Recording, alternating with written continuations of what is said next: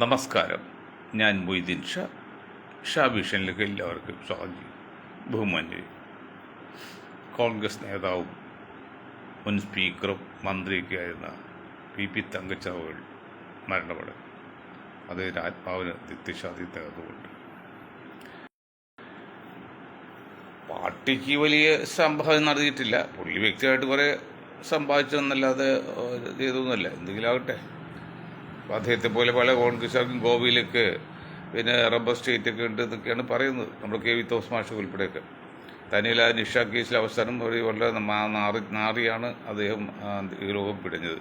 അപ്പം മറ്റ് ജീവിക്കുന്ന കോൺഗ്രസ് നേതാക്കളും കമ്മ്യൂണിസ്റ്റ് നേതാക്കളും കാര്യം മനസ്സിലാക്കണം. അവരുടെ ജീവിത സമയത്ത് പ്രത്യേക യൗവന സമയത്തൊക്കെ കുറച്ചുകൂടി ഒതുങ്ങിയില്ലെങ്കിൽ അവസാന നിമിഷങ്ങളിൽ ഇതുപോലെ പ്രതിസന്ധി ഘട്ടത്തിലേക്ക് വന്ന് നിരാശയായി മണിക്കേണ്ടി വരും. അങ്ങനെ ആവർത്തിക്കുന്നത് വീണ്ടും കോൺഗ്രസ് നേതാക്കൾ പ്രത്യേകിച്ച് പറയണം. ബഹുമാന്യരെ, ഇപ്പോൾ ഇന്ത്യ ഭരിക്കുന്നത് BJP ആണ്. ഭരണം പോകുമെന്ന് ആടിൻ്റെ പിടുക്കേണ്ട് കുറുക്കം നടക്കും പോലെ കോൺഗ്രസ്സുകാർ പറയുന്നുണ്ടെങ്കിലും ഒരു സാധ്യം കാണുന്നില്ല. ഇപ്പോൾ രാജസ്ഥാൻ ഗവൺമെൻറ് മതനിരോധന നിയന്ത്രണ നിരോധിത ബില്ല് കൊണ്ടുവന്നു. എന്താണെന്നറിയാമല്ലോ, 1 കോടി രൂപയ്ക്കാണ് ഫൈൻ, ജയിൽ ശിക്ഷ, ബിൽഡിംഗ് പൊളിച്ചു കളയും. മതം മാറാൻ വേണ്ടി കല്യാണം കഴിച്ചെങ്കിൽ ആ വിവാഹം അസാധുവാക്കും.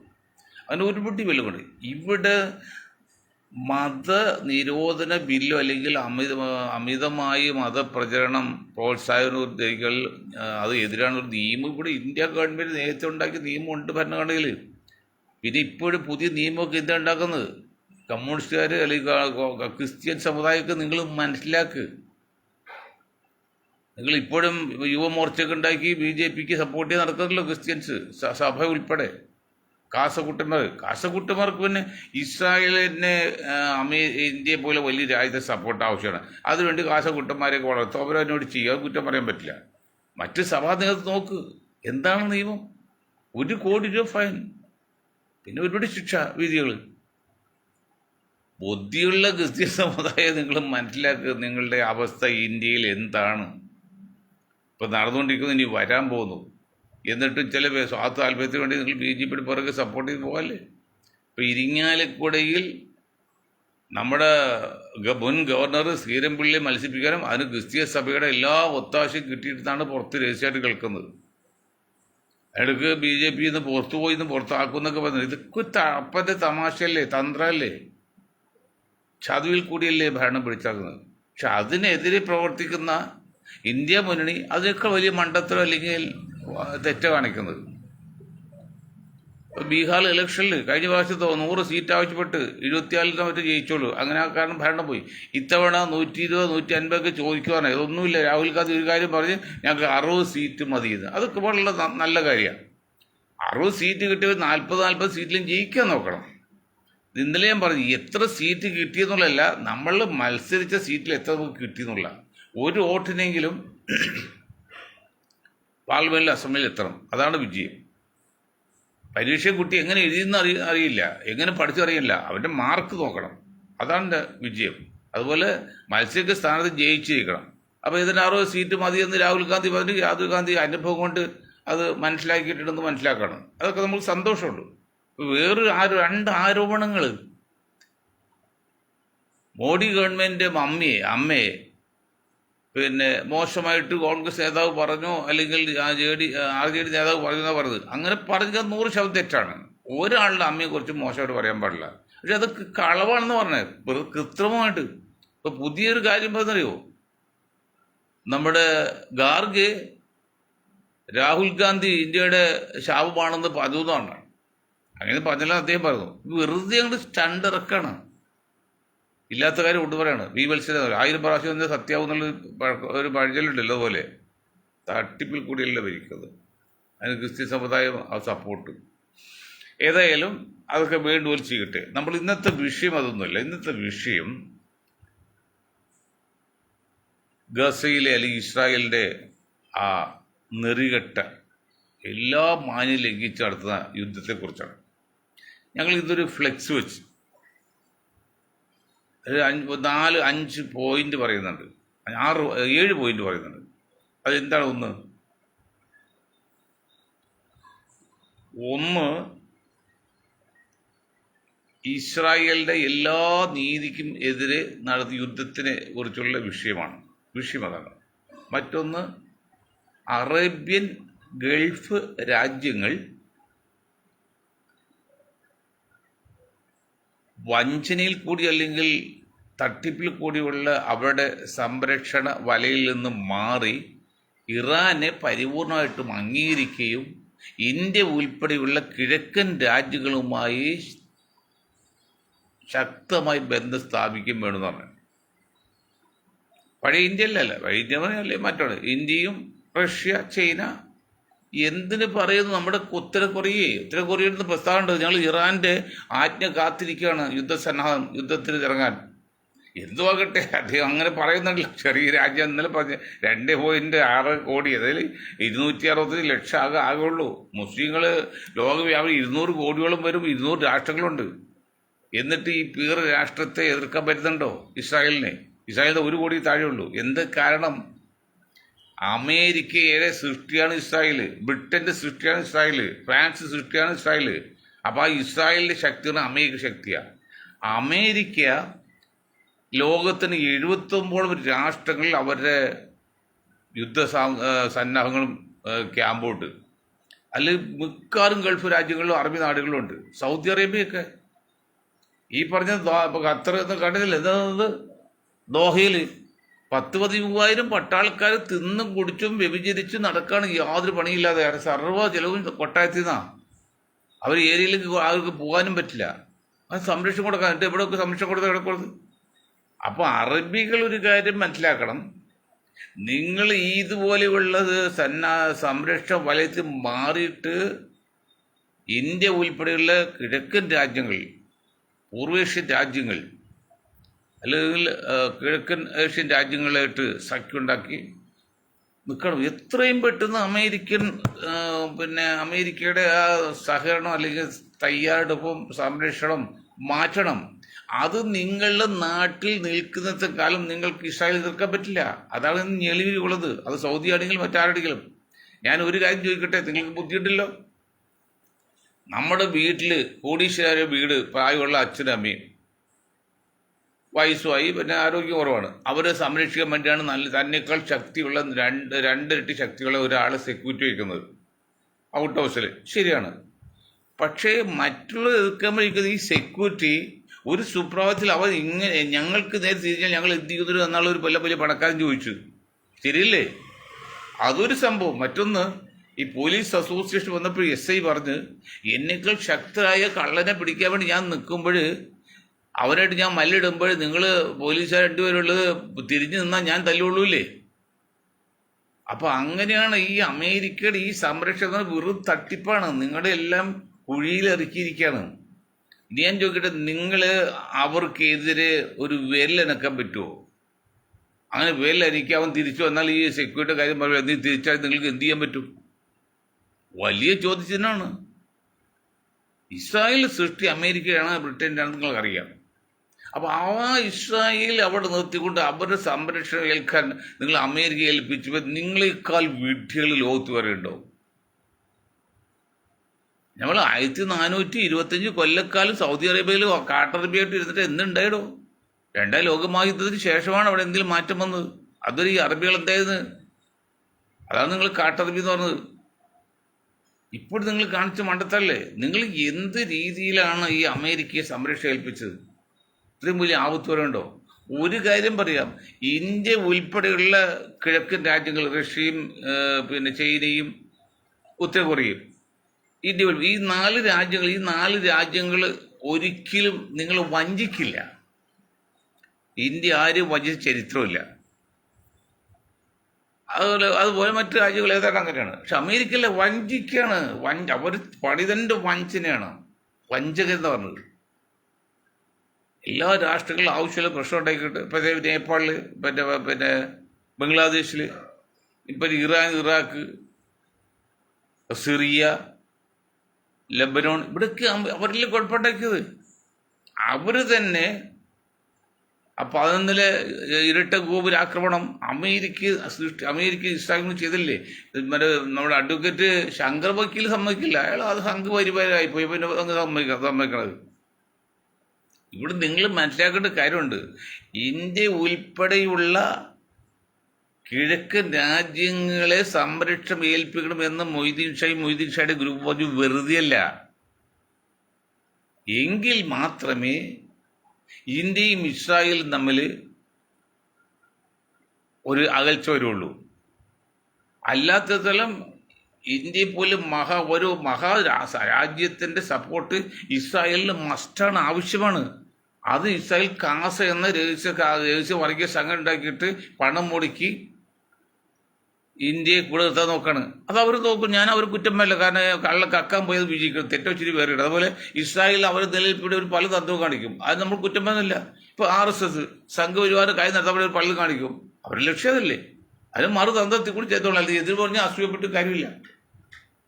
അപ്പം അങ്ങനെയാണ് ഇസ്രായേലും ഇന്ത്യയും തമ്മിൽ അകലണമെന്നുണ്ടെങ്കിൽ ഇന്ത്യ ഉൾപ്പെടെയുള്ള കിഴക്കൻ അല്ലെങ്കിൽ പൂർവേഷ്യൻ രാജ്യങ്ങൾ അല്ലെങ്കിൽ കിഴക്ക് ഏഷ്യ രാജ്യങ്ങൾ പിന്നെ സപ്പോർട്ട് കിട്ടുകയും അവരുടെ സംരക്ഷണം നിങ്ങൾ ഏൽക്കുകയും ചെയ്യുമ്പോഴാണ് നിങ്ങൾക്കിനി പിടിച്ചു നിൽക്കാൻ പറ്റുള്ളൂ. അല്ലാത്ത ഇത്രക്കാരും അറബികളെ, മണ്ടന്മാരെ, വെടികളെ നിങ്ങൾക്ക് മനസ്സിലെടുക്കാൻ പറ്റില്ല, അവരെ ചെറുവില നിൽക്കാൻ പറ്റില്ല. തന്നെയുമല്ല, ഇപ്പോൾ നിങ്ങൾ ഉണർന്ന് എഴുന്നേറ്റില്ലെങ്കിൽ, അതും സർവസ്വയി മൊയ്തീൻ ഷാ പറഞ്ഞത്, ഇപ്പോൾ നിങ്ങൾ ഉണർന്ന് എഴുന്നേറ്റില്ലെങ്കിൽ പിന്നീട് ഒരിക്കലും ഉണരേണ്ടി വരില്ല. ഇതൊക്കെ വളരെ പോസിറ്റീവാണ്, വളരെ സൈക്കോളജിക്കലാണ്, മനസ്സിലാക്കണം. നിങ്ങൾ നിങ്ങളുടെ രാജ്യത്ത് കാവലേൽപ്പിച്ചാൽ, കള്ളനെ കാവലേൽപ്പിക്കുക പറയുമ്പോഴല്ലേ അവർ ഒരിക്കലും ഇസ്രായേലിനെ എതിർക്കുമോ? ഇസ്രായേലിനെ അവർ എതിർക്കൂലെന്ന് മാത്രം നിങ്ങളെ കൊണ്ട് ഒരു വാക്കുപോലും പറയാൻ സമ്മതിക്കുമവർ. അങ്ങനെ പറഞ്ഞാൽ നിങ്ങൾ അവർ സെക്യൂരിറ്റി പറയുമ്പോൾ തിരിച്ചടിക്കില്ലേ? ഒരു 2,60,00,000 ജനങ്ങളുടെ ഉത്തര കൊറിയയിലെ ചെറിയൊരു രാജ്യം, നമ്മുടെ കേരളത്തിൻ്റെ പകുതി ജനസംഖ്യയുള്ളൂ, പക്ഷേ വലിപ്പം വളരെ ചെറുതാണ്. ആ രാജ്യം ഇന്ന് അമേരിക്കയെ പോലും അവർ മുമ്പിൽ മുട്ടുകൊടുക്കുന്നുണ്ട്. എന്നിട്ട് എന്തൊക്കെ മനുഷ്യരായ വിഡ്ഢികളെ, അറബികളെ അല്ലെങ്കിൽ ഗൾഫ് രാജ്യങ്ങളെ നിങ്ങൾക്ക് എന്താണ് പോരായി? ഇഷ്ടംപോലെ സമ്പത്തില്ലേ? ആ സമ്പത്ത് കൊടുത്ത് ലോകത്ത് മിടുക്കരായ ഉദ്യോഗസ്ഥപരമായി നിങ്ങൾക്ക് ബോംബുണ്ടാക്കാൻ പാടില്ലേ? സുരക്ഷയ്ക്ക് വേണ്ടി നിങ്ങൾ അങ്ങോട്ട്. ഇപ്പോൾ ഇന്ത്യ പറഞ്ഞറിയാം, നമ്മളായിട്ട് ആദ്യം ബോംബ് ഉപയോഗിക്കില്ല, അത് ഇന്ത്യയുടെ പോളിസിയാണത്. അതുപോലെ നിങ്ങൾ പറയണം, ഞങ്ങൾ ആരും ആദ്യമായിട്ട് കൊടുക്കില്ല, ഞങ്ങളുടെ ആക്രമിക്കാൻ വന്നാൽ മാത്രം ഉപയോഗിക്കുള്ളൂ എന്നുള്ള തിസീസ്, ഒരു പോളിസി അല്ലെങ്കിൽ ഒരു പ്രതിജ്ഞ എടുത്ത് നിങ്ങൾ ചെയ്യാമല്ലോ, ചെയ്തായിട്ട്. എന്നിട്ട് ഇറാഖ് ഉണ്ടാക്കിയപ്പോഴേ അത് തകർക്കാൻ വേണ്ടി ഇസ്രായേൽ സൗദി അറേബ്യൻ വേഷത്തിൽ വിമാനത്തിൽ വന്ന് അവരെ എന്നിട്ട് തകർച്ചയിൽ ബോംബിട്ട് പോയില്ലേ 10-20 വർഷം മുമ്പ്. ഇപ്പോഴും ഇറാഖിന് ബോംബുണ്ടാക്കാൻ പറ്റിയിട്ടില്ലോ. തനിയിൽ ഇറാഖ് ബോംബുണ്ടാക്കി അത് ഇസ്ലാം ബോംബാവും, പാകിസ്ഥാൻ ബോംബുണ്ടാക്കി ഇസ്ലാം ബോംബാവും. അപ്പോൾ അമേരിക്ക ബോംബിട്ട് ഇസ്ലാം ബോംബ്, ക്രിസ്ത്യൻ ബോംബ് വരില്ല. അത് അമേരിക്ക, അത് ബ്രിട്ടൻ, അത് ഫ്രാൻസ്. ഒരു മുസ്ലിം ഒരാൾ ഒരു രാജ്യത്ത് ഒരു ബോംബ് അലിക്കാതെ ഉണ്ടായാൽ അത് മുസ്ലിം ബോംബായി. ഒരു സംഘപരിവാരം എടുത്ത് ചില കോൺഗ്രസ്സുകാരൊക്കെ പറഞ്ഞു വരുത്താണ് ഈ പറഞ്ഞത്. ഇസ്ലാമിക മനുഷ്യൻ അത് മുതലാണ്. അങ്ങനത്തെ എങ്ങനെയാണ് ശരിയാകുന്നത്? ബ്രിട്ടൻ ബോംബ് ഇട്ടാൽ ബ്രിട്ടാണെങ്കിൽ ഇന്ത്യ ബോംബിട്ട് ഇന്ത്യയിൽ പാകിസ്ഥാൻ ബോംബ്, അല്ലാതെ മുസ്ലിം ബോംബ് അറബി ബോംബാകുമോ? എന്തോ ആകട്ടെ. അപ്പോൾ നിങ്ങൾക്ക് ഉണ്ടാക്കാൻ പറ്റുമോ? നിങ്ങൾ ഉണ്ടാക്കാതെ തന്നെ അവർ സമ്മതിക്കളിൽ ഉണ്ടാക്കാൻ ചിന്തിക്കാൻ പോലും പറ്റാത്ത അവസ്ഥ തകർത്തുകളയല്ലേ. എന്നിട്ടും നിങ്ങൾ ഈ കാവാലികെന്ന് വേണമെങ്കിൽ പറയും, നിങ്ങൾ ഈ അമേരിക്കയുടെ പുറകിൽ നിൽക്കല്ലേ. ഞാൻ ചോദിക്കട്ടെ, സൗദി അറേബ്യയിലെ ഉന്നതനായ ഒരു രാജാവ് ഉണ്ടായതല്ലോ, മാരൊന്നുമല്ല, പ്രായമുള്ള അദ്ദേഹത്തെ പെങ്ങളുടെ അല്ലെങ്കിൽ അദ്ദേഹത്തെ പെങ്ങളുടെ മകനെ വെടിവെച്ച് കൊന്നില്ലടോ. ആരാ ചെയ്തതിൻ്റെ പുറകിൽ? അമേരിക്കയിൽ പഠിക്കാൻ പോയ പയ്യനെ അമേരിക്കൻ ചാരസംഘടന മസ്തിഷ്ക മൃക്ഷാൾ എന്നൊക്കെ കൊല്ലേ, അത് മസ്തിഷ്ക ഇത് നടത്തിയിട്ട് കൊന്നു കളഞ്ഞാണ്. അയാൾ ഒരുപടി പരിഷ്കാരം ഉണ്ടാക്കിയ ആളാണ്. ഫൈസൽ രാജാവിൻ്റെ ഓർമ്മ കേട്ടോ ഇതത്. അതൊന്നും പറ്റത്തില്ല. അങ്ങനെയാണ് അവർക്കെതിരെ വരും, അവർ ആരംഭത്തെ തകർത്ത് കളയും. ഇത്രയും കാലം നിങ്ങൾക്ക് മനസ്സിലായോ? ഇപ്പോൾ നിങ്ങൾക്ക് മനസ്സിലായോ? ഇപ്പോൾ നിങ്ങൾ ഈ സൗദി അറേബ്യയിൽ ഉൾപ്പെടെ അല്ലെങ്കിൽ പിന്നെ ഇത് ഉൾപ്പെടെ ഒമാനിലൊക്കെ ഉൾപ്പെടെ ഈ അമേരിക്കൻ പട്ടാളക്കാരെന്ന് ക്യാമ്പ് ചെയ്യുക, അവർ ആയുധങ്ങൾ ഇരിക്കുമ്പോൾ നിങ്ങൾ ഇസ്രായേലിനെതിരെ അനങ്ങാൻ പറ്റുമോ? അപ്പോൾ നിങ്ങൾ ചെയ്യേണ്ടത് ഇനി ഒട്ടും വൈകണ്ട. എന്തെങ്കിലും സാധ്യത ഉണ്ട് എന്ന് തോന്നുകയാണെങ്കിൽ ഞങ്ങൾ പറയാണ്, നിങ്ങൾ പരമാവധി ഇറാനായിട്ട് സഹകരിച്ചു പോകുക. അതിനൊപ്പം തന്നെ ഇന്ത്യ ഉൾപ്പെടെയുള്ള കിഴക്കൻ രാജ്യങ്ങളായിട്ട് സഖ്യം ഉണ്ടാക്കി അമേരിക്ക പുറത്താക്കുക. നിങ്ങൾ ഈ ഗൾഫ് രാഷ്ട്രങ്ങളും അറേബ്യൻ രാജ്യങ്ങളും 100-100ഓളം രാജ്യങ്ങളിലുള്ള എല്ലാ സ്ഥലത്തും 10-75 സ്ഥലങ്ങളുണ്ട്. അത് നിങ്ങൾ അവരെ മാറ്റിയാൽ തീർന്ന് അമേരിക്കയുടെ പണി, ഇസ്രായേൽ പണി. കുളം താഴ്മ കുറ്റി പറയുന്ന ഒരു പോളിസി ഉണ്ടല്ലോ സാർ. ചിലർ കുറ്റി പറിക്കാൻ വേണ്ടി കുളം താഴ്ത്തും. അത് വേണ്ട, നിങ്ങൾ കുളം താഴ്ത്തി പോരാ, അപ്പൊ കുറ്റി തന്നെ പറ്റുമോ. അതുപോലെ ഇപ്പോൾ BDP ഒക്കെ RS എതിർക്കാൻ വേണ്ടി ശ്രമിക്കും. ഞങ്ങൾ RS എതിർക്കാൻ വേണ്ടി ശ്രമിക്കുന്നില്ല. പക്ഷെ ഞങ്ങളുടെ പ്രവൃത്തി വരുമ്പോൾ RS തോൽവി വന്നോളൂ. അതാണ് ബുദ്ധി എന്ന് തന്ത്രം. അതുപോലെ അമേരിക്ക തോൽപ്പിക്കും. നിങ്ങൾ ആദ്യമായിട്ട് ഈ 10-70 രാഷ്ട്രങ്ങൾ, 79 രാഷ്ട്രങ്ങളുണ്ട് അറബി, അവരിൽ ആ സെക്യൂരിറ്റി മാറ്റ്. ഇനിയും വേണ്ട. പണ്ട് ഇന്ദിരാഗാന്ധിയുടെ ഒരു സ്വാമി ഉണ്ടായിരുന്നു, അമാസിലേക്ക് ഇത് ക്ലാസ് എടുക്കാൻ വരുന്നത്. അത് വന്നാൽ മനുഷ്യശേഷം അന്ന് രാജീവ് ഗാന്ധി പറഞ്ഞു, ഇനി അമ്മ വരണ്ട, പോയിക്കൊന്നു പറഞ്ഞാൽ അയാൾ 100 കോടി രൂപ കൊടുത്ത് വിമാനത്തിൽ പോയ വഴിക്ക് വിമാനം അയച്ചാൽ എത്തുപോയി, മരിച്ചുപോയി. എന്നാൽ പിന്നെ അപകടമാണെന്ന് മനസ്സിലായി. അമ്മ മരിച്ചിട്ടുള്ളൂ, ഭാര്യ മറ്റുള്ളവരല്ലേ. അതുപോലെ ഇനി അമേരിക്കയുടെ സഹായം വേണം, നിങ്ങളെ പറഞ്ഞു വിടണം. ആദ്യമായിട്ട് തോൽക്കട്ടെ, ശരിയാകട്ടെ. നിങ്ങൾ അമേരിക്കയെ നിങ്ങളുടെ രാജ്യത്ത് നിന്ന് സെക്യൂരിറ്റി പിൻവലിച്ച് അവരെ മാറ്റിവിട്ടാൽ അതോടുകൂടി അമേരിക്ക തട്ടിപ്പ് വഞ്ചി തീരും. കാരണം നിങ്ങൾ നിക്ഷേപിക്കുന്ന പണത്തിൻ്റെ പലിശയാണ് അമേരിക്ക ഈ ആയുധം ഉണ്ടാക്കുന്നത്. എത്ര ലക്ഷം കോടി രൂപയുടെ നിങ്ങൾ ഈ പിന്നെ ഐക്യരാഷ്ട്ര സംഘടനകളിലെ ലോക ബാങ്കിൽ നിക്ഷേപിച്ചിരിക്കുന്നത് ഈ അറബികൾ, ഈ ഗൾഫ് രാജ്യങ്ങൾ. പലിശകൾ വാങ്ങില്ലല്ലോ, പലിശ വാങ്ങില്ല. ആ പൈസ ആരാ ഉപയോഗിക്കുന്നത്? ആ പൈസ അമേരിക്കയാണ് ഉപയോഗിക്കുന്നത്, ബ്രിട്ടൻ, അമേരിക്ക. അവരാണ് അത് ബൈബിൾ പ്രചരണത്തിൽ കേരളത്തിൽ പോലും എന്തെങ്കിലും പറഞ്ഞത് വരുന്നത്. നിങ്ങൾ നിങ്ങളുടെ പണം, ആ പണം നിങ്ങൾ എടുത്തിട്ട് നിങ്ങൾ പാവപ്പെട്ടെ. ഞാൻ ഒരു കാര്യം പറയാം, സൗദി അറേബ്യയിൽ ഞാൻ ആദ്യമായിട്ട് ഹജ്ജിന് പോയി 77 വയസ്സാണ്. ഒരു പയ്യൻ സാപ്പാട് ചെന്നപ്പോൾ ചരിത്രം പഠിച്ചു വേണല്ലോ, ലക്ഷക്കണക്കിന് ഒട്ടകവും ആടനും അറുത്തിട്ട് വെറുതെ കളയാണ്, വലിയ കിടങ്ങി കൊണ്ടുപോയി കുഴിച്ചിട്ട് മൂടാണ്. ഇതെന്ത് നീതി പടച്ചാൻ എന്ന് ചിന്തിച്ചപ്പോൾ ഞാൻ പറഞ്ഞു, നിങ്ങളത് അങ്ങനെ കളയാതെ അതെല്ലാം പാചകം ചെയ്ത് ദരിദ്ര മുസ്ലിം രാഷ്ട്രങ്ങളിൽ കൊടുക്കണം. ഇതിൽ ഞാൻ പറഞ്ഞു എൻ്റെ മഹത്വം ഞാൻ പറയില്ല. നിങ്ങൾ അത് സൗദി രാജാവിൻ്റെ ചെവിയിലെത്തി ഹക്ക് പറയാണ്. 78-ലാണ്, 79 പോലെ തീരുമായി. അതെല്ലാം ക്ലീൻ ചെയ്ത് സുഡാൻ, എത്യോപ്യ പോലെ അറബി ആഫ്രിക്കൻ രാജ്യങ്ങളിലേക്ക് ക്ലീൻ ചെയ്ത് വൃത്തിയാക്കി സ്വന്തം ചെവിയിൽ അവിടെ കൊണ്ട് കൊടുക്കും. എന്നിട്ട് അവിടെ പാചകങ്ങളുടെ കാശിന് കൊടുക്കും. 10 കണക്കിന് ലക്ഷങ്ങൾ 10 ഒട്ടകത്തിന് ആടിൻ്റെയും ഒക്കെ കൊടുത്തു. നശിപ്പിച്ച് കളയുന്നില്ല. അപ്പം മൊയ്തീൻ ഷാ പറഞ്ഞ് വെറുതെ നിസ്സാരമല്ലെങ്കിലും അത് അവിടെ മനസ്സിലാക്കി. അത് അള്ളാഹു എത്തിച്ചത്, നമ്മുടെ കഴിവൊന്നുമല്ലത്. അതുപോലെ ഇപ്പം ഞങ്ങൾ പറയുന്നത്, നിങ്ങൾ ദയവ് ഈ സാധനത്തെ അമേരിക്കയെ നിങ്ങളുടെ രാജ്യത്ത് പുറത്ത് കിടക്കും തോന്നല്ല. പുറത്ത് കിടക്കാൻ കൂടുതൽ നിങ്ങൾ ബലം പിടിച്ചാണല്ലോ, അവൻ തിരിച്ചെടുക്കും ആയുധം. സെക്യൂരിറ്റി എടുത്തുപോലെ അത് കണ്ടറിയേണ്ട കാര്യമാണ്. അപ്പം അങ്ങനെ ചെയ്യണത് ചെയ്തേ തീരൂ, മസ്റ്റാണത്. അല്ലാതെ ഇസ്രായേൽ തോൽപ്പിക്കാൻ നിങ്ങൾ സാധിക്കില്ല. അറബികൾ 100 കോടി ഉണ്ടായിട്ടും കാര്യമില്ല, 200 കോടി ഉണ്ടായിട്ടും കാര്യമില്ല. അമേരിക്കയോട് യുദ്ധം ചെയ്ത് ഇപ്പോഴത്തെ കൺട്രി ജയിക്കാൻ നിങ്ങൾ സാധ്യത പറഞ്ഞ് അൻവർ സാദത്ത് പറഞ്ഞ പോലെ.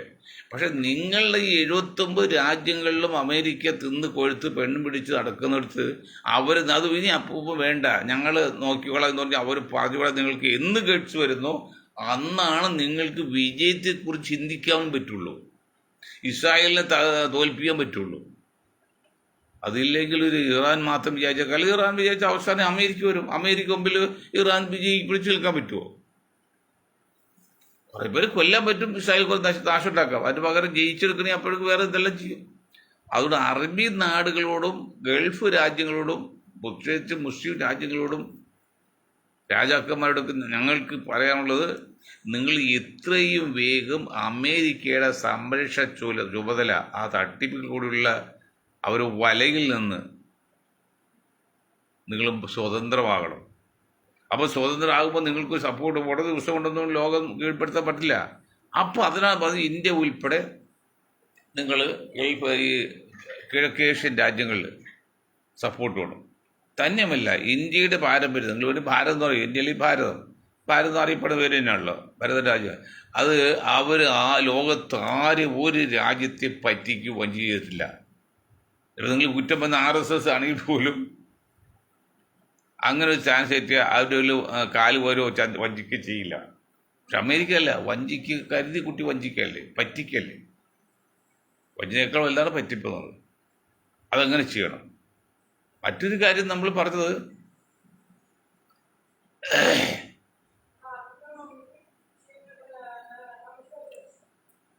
ഇതെന്നാ നിങ്ങൾ മനസ്സിലാക്കുക, അറബി നാട്ടിൽ എന്നാ മനസ്സിലാക്കുക.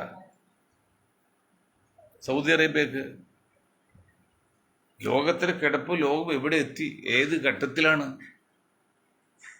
യാതൊരു തത്വദൃഷ്ടിയില്ലാതെ, യാതൊരു മര്യാദയില്ലാതെയാണ് ഇപ്പോൾ ഈ ഇസ്രായേൽ തുടങ്ങുന്നത്. യാതൊരു മര്യാദയില്ല.